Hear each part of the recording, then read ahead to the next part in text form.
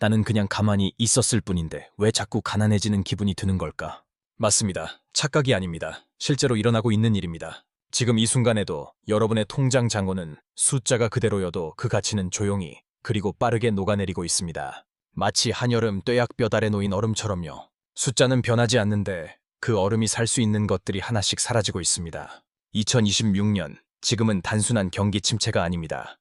자산의 대이동이 일어나고 있습니다. 어떤 자산은 이미 수명이 다해 서서히 썩어가고 있고 어떤 자산은 지금 이 순간이 역사적인 매수 타이밍입니다. 문제는 대부분의 사람들이 썩어가는 자산을 붙들고 있으면서 나는 안전하다고 믿고 있다는 겁니다.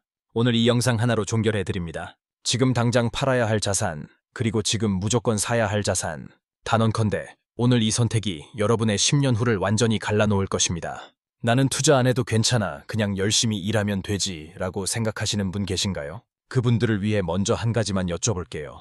지난 5년 동안 서울 아파트 가격은 평균 40% 올랐습니다. 같은 기간 S&P 500은 약 80% 상승했습니다. 그리고 달러 환율은 2021년 1,100원대에서 지금 1,400원을 훌쩍 넘는 시대가 됐습니다. 그 5년 동안 여러분의 월급은 얼마나 올랐나요? 20%, 15% 아니면 혹시 10%도 안 되시나요? 과거에는 월급을 한 푼도 안 쓰고 꼬박꼬박 8년을 모으면 서울의 아파트를 살 수 있었습니다. 지금은 25년이 걸립니다. 게임의 규칙 자체가 바뀐 겁니다. 성실하게 일해서 저축하면 부자가 된다는 부모님 세대의 공식, 지금은 처참한 오답이 되어버렸습니다. 그런데 더 무서운 이야기를 해드릴게요. 그냥 가만히 있으면 뒤처지는 게 아닙니다. 가만히 있으면 뒤로 밀리는 겁니다. 러닝머신 위에서 걷지 않으면 뒤로 떨어지는 것처럼 지금 아무것도 하지 않는 것이 가장 큰 리스크입니다. 그렇다면 지금 무엇을 팔고 무엇을 사야 할까요? 지금 당장 팔아야 할 첫 번째 자산입니다. 서울 외곽 그리고 지방 아파트입니다. 부동산은 절대 안 떨어진다는 말, 여전히 믿고 계신가요? 그 믿음이 지금 당신의 가장 큰 적이 될 수 있습니다. 사실을 직시해야 합니다. 지금 한국 부동산 시장은 하나가 아닙니다. 두 개의 시장으로 완전히 쪼개졌습니다. 강남, 용산, 마포 등 이른바 핵심지는 여전히 강세지만 서울 외곽과 지방은 전혀 다른 이야기가 펼쳐지고 있습니다. 한국의 합계 출산율은 2024년 기준 0.7비명으로 세계 최저입니다. 이게 무슨 뜻인지 쉽게 설명해 드리겠습니다. 지금 태어나는 아이들이 30년 후 집을 살 나이가 됐을 때 집을 사려는 사람이 지금의 절반도 안 된다는 겁니다. 수요가 반토막 나는데 집값이 오를 수 있을까요? 수도권 일부 신도시와 지방 아파트 시장에서는 이미 이 신호가 나타나고 있습니다. 입주 물량 폭탄이 쏟아지는 지역, 공실률이 높아지는 구도심, 전세가와 매매가가 동시에 빠지기 시작한 지역들. 이 지역의 부동산을 지금도 들고 계신다면 냉정하게 물어보셔야 합니다. 내가 이 집을 팔 수 있는 사람이 10년 후에도 충분히 있을까? 부동산은 팔고 싶을 때 팔 수 있는 자산이 아닙니다. 출구가 막히기 전에 지금이 기회입니다. 팔아야 할 두 번째 자산입니다. 저금리 시대 사돈 장기 채권입니다. 채권은 안전자산 아닌가요? 라고 하실 분들 잠깐 들어보세요.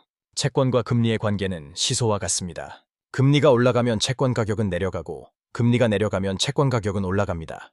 저금리 시절에 발행된 장기 채권들, 특히 쿠폰 금리가 낮은 20년, 30년짜리 장기 국채나 회사채를 들고 계신 분들은 지금 굉장히 불편한 상황에 처해 있습니다. 왜냐하면 미국 연준의 고금리 기조는 시장의 기대보다 훨씬 오래 지속될 가능성이 높기 때문입니다. 금리 인하가 곧 온다는 말을 2023년부터 들어오셨죠? 그런데 2026년인 지금도 우리는 여전히 고금리 환경 속에 있습니다. 장기 채권을 사들고 기다리는 전략, 지금은 통하지 않습니다. 물론 당위 채권이나 파킹형 상품은 예외입니다. 이건 살 자산에서 다시 말씀드리겠습니다. 팔아야 할 세 번째 자산입니다. 수익성 없는 좀비 성장주입니다. 2021년의 기억 있으신가요? 그때 미래가 밝다는 이유 하나로 적자를 내면서도 주가가 폭등하던 기업들이 있었습니다. 전기차 스타트업, 우주 관련 스펙주, 핀테크 초기 기업들. 그런데 고금리 환경이 지속되면서 이 기업들의 현실이 드러나고 있습니다. 매출은 없고 이자 비용은 폭증하고 자금 조달은 막혔습니다. 이것을 좀비 기업이라고 부릅니다. 죽지도 살지도 못하는 기업들이죠. 지금 여러분의 포트폴리오에 언젠간 오르겠지라는 희망 하나로 보유하고 있는 종목이 있다면 냉정하게 점검하셔야 합니다. 미래 가치로 평가받던 시대는 끝났습니다. 지금은 지금 당장 돈을 버는 기업이 살아남는 시대입니다. 그런데 말입니다. 도대체 왜 이런 일이 벌어지고 있는 걸까요? 하지만 여기에 충격적인 진실이 숨어 있습니다. 많은 분들이 경기가 나빠서 미국이 금리를 올려서라고 단순하게 생각하십니다. 그런데 그게 다가 아닙니다. 지금 우리가 겪고 있는 자산 시장의 대혼돈은 안과 밖에서 동시에 압력이 가해지는 샌드위치 구조입니다. 밖에서는 미국 연준의 고금리 정책이 전 세계 자금을 달러로 빨아들이고 있습니다. 금리 차이가 벌어질수록 한국에서 돈이 빠져나갑니다. 기관 투자자들도 개인들도 서학개미로서 해외로 달러를 보냅니다. 국민연금도 해외 투자 비중을 계속 높이고 있습니다. 결국 원화를 팔고 달러를 사는 수요가 구조적으로 늘고 있는 겁니다. 안에서는 어떤가요? 한국은 금리를 쉽게 올리지 못합니다. 왜냐하면 가계부채가 GDP 대비 100%를 넘는 세계 최고 수준이기 때문입니다. 금리를 올렸다가는 집값 폭락과 동시에 부실 대출이 터지는 연쇄 폭발이 일어날 수 있습니다. 그래서 지금 한국 경제는 안과 밖에서 동시에 얻어맞고 있는 형국입니다. 쉽게 말해 지금 한국 경제는 달리는 자동차인데 엑셀도 못 밟고 브레이크도 못 밟는 상황입니다. 그 사이에서 아무것도 안 하고 있는 사람의 자산은 조용히 구조적으로 침식당하고 있는 겁니다. 이건 당신의 잘못이 아닙니다. 시스템이 그렇게 만들어져 있는 겁니다. 그렇다면 이 환경에서 우리는 도대체 무엇을 사야 할까요? 지금 무조건 사야 할 첫 번째 자산입니다. 달러 자산 그리고 미국 당위 국채입니다. 달러는 더 이상 투자가 아닙니다. 생존의 문제입니다. 환율이 1,400원을 넘는다는 건 뒤집어 말하면 여러분의 원화 자산 가치가 그만큼 깎였다는 뜻입니다. 2년 전 1,200원일 때 100만 원을 가진 사람과 지금 1,400원 시대에 100만 원을 가진 사람, 달러로 환산하면 각각 833달러 대 714달러입니다. 아무것도 안 했는데 달러 기준으로 자산이 14% 증발한 겁니다. 그렇다면 지금 당장 무엇을 해야 할까요? 복잡하게 생각하지 마세요. 미국 당위 국채 ETF 하나면 됩니다. 이름 뒤에 환해지를 의미하는 H가 붙지 않은 순수하게 달러 자산에 연동되는 상품을 고르세요. 달러가 강세인 환경에서는 이 H 하나의 차이가 수익률을 완전히 갈라놓습니다. 방법은 더 단순합니다.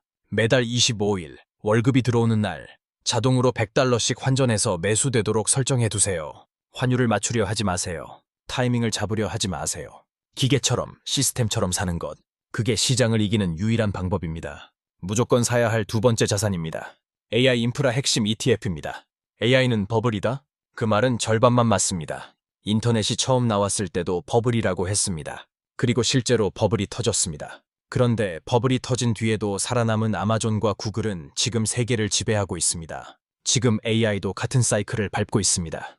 핵심은 거품 속에서 버블이냐 아니냐를 구분하는 것이 아니라 어떤 기업이 버블 이후에도 살아남을 인프라를 쥐고 있느냐를 보는 겁니다. AI를 거대한 뇌라고 생각해보세요.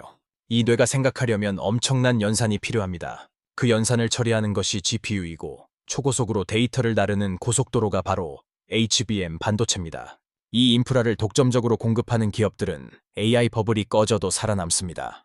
왜냐하면 AI를 만드는 모든 기업이 이들의 제품을 사야 하기 때문입니다. 직접 종목을 고르기 어려우신 분들은 미국 AI 및 반도체 관련 ETF를 활용하세요.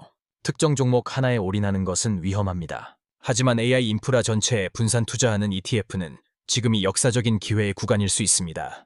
단 전체 포트폴리오의 30%를 넘기지 마세요. 성장의 과실은 취하되 리스크는 통제하는 것이 핵심입니다. 무조건 사야 할 세 번째 자산입니다. 금입니다. 금이요? 할아버지 세대 투자 아닌가요? 이렇게 생각하신 분, 지금 소름이 돋으셔야 합니다. 금 가격은 2024년부터 2026년 현재까지 역사적 고점을 연이어 경신하고 있습니다. 전 세계 중앙은행들이 달러 대신 금을 사들이고 있습니다. 미국 국가 부채가 35조 달러를 넘어서면서 달러 패권의 균열 신호가 나타나고 있고 지정학적 긴장감이 전 세계적으로 고조되고 있습니다. 다보스 포럼에서 경제학자들이 탈달러화와 지정학 리스크를 입에 올리기 시작했습니다. 단순히 불안 심리로 금값이 오르는 게 아니라 구조적인 이유가 있는 겁니다. 금은 어떻게 사야 할까요? 실물금을 집에 보관하실 필요 없습니다. 금 ETF를 활용하시면 됩니다. 전체 자산의 15에서 20% 정도를 금으로 배분하는 것. 이것이 지금 시대 포트폴리오의 기초 공사입니다. 경제가 잘 돌아가면 주식이 오르고 경제가 흔들리면 금이 오릅니다. 이 조합이 여러분의 자산을 지켜주는 방패입니다. 자, 그럼 정리해드리겠습니다. 복잡하게 고민하지 마세요. 지금 앱을 켜서 이대로만 하시면 됩니다. 팔아야 할 것들, 수익성 없는 지방 외곽 부동산, 저금리 시절 사둔 장기 채권, 적자 지속 좀비 성장주. 이것들을 지금도 붙들고 있다면 출구가 열려 있을 때 나오셔야 합니다. 사야 할 것들, 달러 자산 및 미국 당위 채권 ETF, AI 인프라 ETF, 금 ETF. 포트폴리오 비율은 이렇게 가져가세요. 달러 단기 채권 50%, AI 인프라 ETF 30%, 금 20%. 이것이 2026년 현재 위기에서 살아남고 기회를 잡기 위한 황금 비율입니다. 그리고 한 가지만 더. 매달 자동이체를 설정하세요. 월급이 들어오는 날, 생활비를 제외한 투자금이 자동으로 각 계좌로 흘러가게 만드세요. 당신의 의지력을 믿지 마세요. 시스템을 믿으세요. 사람의 의지는 흔들리지만 자동이체는 흔들리지 않습니다. 마지막으로 한 가지만 말씀드리겠습니다. 오늘 제가 드린 이야기 무섭게 들리셨나요?